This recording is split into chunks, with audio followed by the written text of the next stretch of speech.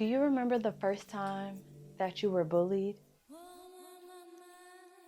Do you remember how those words really made you feel? How much it made you reflect and ponder on, is what they're saying true? For a lot of us, our first instances of bullies began when we were children, the most impressionable minds of society. Unprotected, thrown into a arena that felt like we would never see the end of because them 12 years was hell. But we had a lot of character building, and a lot of us truly found parts of ourselves within others that truly are just reflecting these elements of ourselves. And so it was a beautiful yet chaotic experience for the most part because of how reflective a lot of us have become based upon our experiences in the school system and in our interactions with other children. But not only did we experience bullying in an educational system, some of us even experienced bullying in our sanctuary, or what was supposed to be a sanctuary, which was like a prison away from prison. You know, home and for a lot of children was very tumultuous, and especially when you have siblings, I could only imagine the amount of bullies you had right down the hall.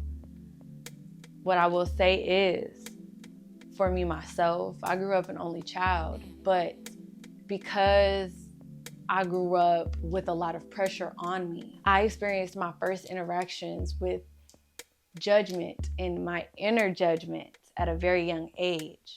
And so a lot of us are very familiar with this right here, our inner judge. Our inner judge is directly tied to your ego. And that's why I said in my last video, I feel like these elements of our ego were created as like a self-defense mechanism because of the harshness of the world. Because let's face it, this world is harsh. Like, it is not for the weak at all. And recently, on my quest for knowledge, right, and more wisdom, I refreshed my memory on this ancient book of wisdom right here, the Four Agreements. This book is so layered and so helpful along this journey as we are on this path of like self-discovery, right?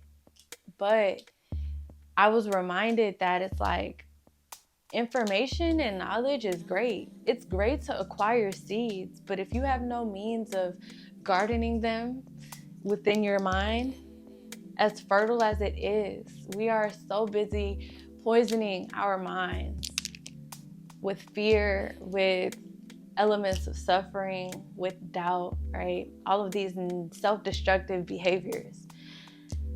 As we are acquiring these seeds of positivity that put us ourselves closer on the spectrum of self-love, as opposed to self-abuse,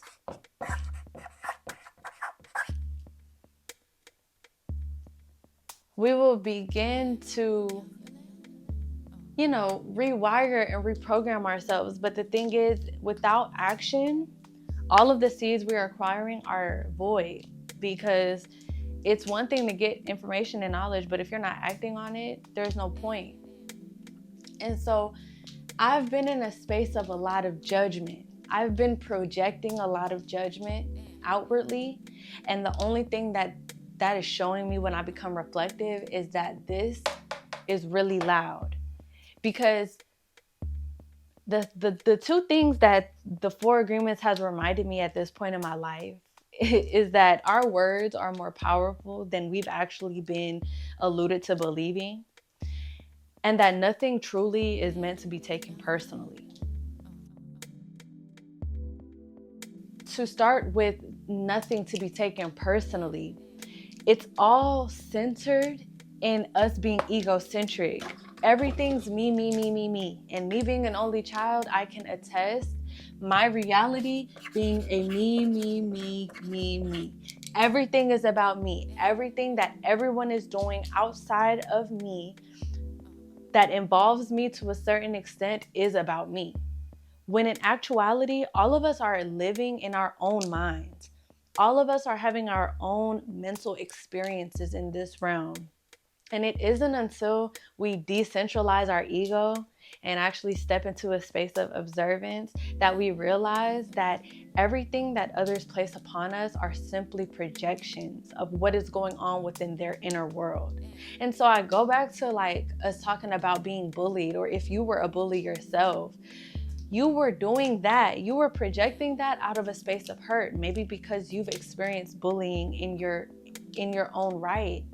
I'll never forget when I was in 6th grade. I had just moved to this, I was in the same county, but I moved to a different school. And I was very, very skinny my whole life. And that's something that I built a negative agreement with mentally because of this interaction. I was at lunch, and this was the first time I ever had been made self-conscious about my weight. There was this girl, and she was just asking me if I was anorexic, basically if I had an eating disorder because I was skinny, because I wasn't, I didn't have enough meat on my bones. And in the Black community especially, that's something that's propagated a lot. Like, you need to go eat a burger, you need to go do this, you need to go do that. And without getting too much into like the whole stigma of body types and all of that stuff, like I said, that was an agreement that I made within myself from that day and time where I became self-conscious. She put her words onto me. She expressed her opinion to me, right? And because we're so egocentric, it's me. So she was targeting me in my mind at that time. I felt targeted, and it bruised my ego because she expressed an opinion. In my very impressionable mind, I took that opinion, I reflected on it, I pondered on it, I became self-conscious, and I made the agreement in my mind that I am skinny. Like, this is a bad thing. Like, yeah, I am. This is a bad thing. And from that point on, that spell had lingered over me for such a long time. And so when I say this book recently reminded me of the power of our words, we know that the tongue is powerful, right? We know that our tongue is powerful. And we've been taught that frequently, that you have to be careful what you say.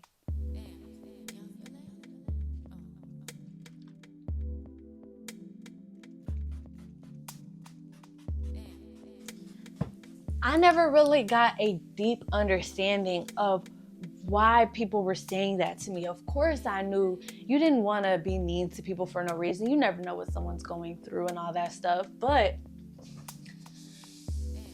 more importantly, many times we go through life subconsciously. And what I mean by that is on autopilot. When we actually look at what life is, from birth, you are given a identity, right? What your name is, what your religion is, your cultural customs and traditions are all given to you by your elders, those that came before you. And we have to actually analyze what's going on within our society. We are all living the dream of other people at all times. And society truly is in itself the product of our oppressor's dream of the masses. So in order for us to break out of the societal dream, we have to stop rejecting who we are and our personal dreams. And you do that utilizing the truth frequency. That's why this era is so important, and it is breaking down and deconstructing the matrix, because we are emitting the truth frequency via word, via vibration and frequency radiating from our being. So the first agreement that I want to correlate is being impeccable with your word. And that's truly what we were just talking about. Words are spellcasting. See, ironically, we live in a society that will demonize witchcraft, black magic, various forms of magic, right? But then utilize it on the people. And so they demonize it to make people afraid of it so they don't dibble and dabble in it themselves for their own personal use, while they are in the shadows doing exactly this and teaching people how to do it, but improperly. Like, it's like giving a baby a weapon that's very deadly and not explaining to them that you can actually hurt people with this. Not necessarily a baby, like maybe like a younger person, right? And so words are spell casting or spell magic. And what is actually occurring is when we are speaking, we are kind of either going to, when we say power of the tongue, you're either going to invoke positivity or negativity. For the example I gave you all, when the girl in my middle school invoked her opinion from a negative place in the form of bullying, right? That put me under a spell.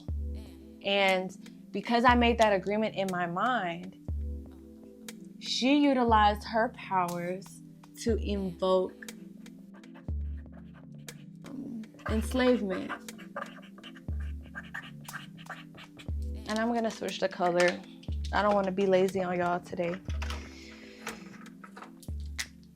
So she misused her power subconsciously, because I'm sure if a lot of us knew the power that we truly held, we wouldn't do it. But it enslaved me, an element of me, right? But if we were to be impeccable with our word, I hope I'm spelling impeccable right. I don't know if it has two P's or not. But when you are impeccable with your word or do right with your words, you have the power to free someone. And so you see how these are on either side of the spectrum? It's like, that's how powerful it truly is. Words are seeds to our subconscious mind, just like we were talking about knowledge and planting seeds. Words are no different. And so what seeds are you planting in your mind? What seeds are you allowing to be planted in your mind? That's the whole point. We have to rewire our minds to utilize our words to create our dreams, to manifest, to bring our goals into fruition, instead of using our words as we've been taught to use them, to tear down, to gossip, to hurt, to perpetuate a cycle of trauma, pain, and suffering. Because again, when you are misusing the word, you are continuing the dream of our oppressors, which is exactly that. When you do right by your word, you break the spell that was placed upon us, and you liberate not only others but yourself. So you liberate not only yourself but others as well, because remember, we are all reflections of one another. And so that leads us into not taking anything personally, because again, you are in your own mental space just as I am in my own mental space. And we could be walking down the street and you can be minding your own business, and I insert myself in your world, in your mental space, and I share with you an opinion that can become poisonous, can become like a virus, spread through your mind rapidly and won't stop, which I will tell you what that is. Or you could be like, why is she so entitled? Why is she so egocentric? To feel as though she can just share her unsolicited opinion and I'm supposed to care. Mitote. It is mentioned in this book as well. It is described as the chaos of 1,000 voices trying to speak at one. That's what's happening. We are constantly going. Our minds are constantly going. When you are awake, it is going under the confines of the societal structure, the external dream. When you are asleep, that's why a lot of the times you feel so much freer, because you are released from those confines and your mind is still going, right? So the chaos of all of these voices, think about all of the agreements you've made within yourself, true or not true, that you have made and established as true when they are not. But all because we take so many things personally and we feel as though everything is about me. Because you are the center of your universe, but you are not the center of everyone else's universe. And you have to remember that the reason why the world seems so miserable is because it is. A lot of us struggle with misery in various different forms, and it doesn't reveal itself the same way for a lot of people, but for the majority, a lot of people find comfort in their misery through gossiping. Whether it's about you, whether it's about people they don't even know, they find comfort in it because they feel so disheveled within themselves that it makes them feel good to know that they are not the only ones feeling these ways within themselves. But we have to have the strength and the bravery to break out of all of these limiting beliefs that we have about ourselves, about our mind, about the way that we have to perceive our reality, and empower ourselves with the knowledge, but actually take the steps to do what you got to do to stay on that path of freedom from this illusion of a reality that we've been given.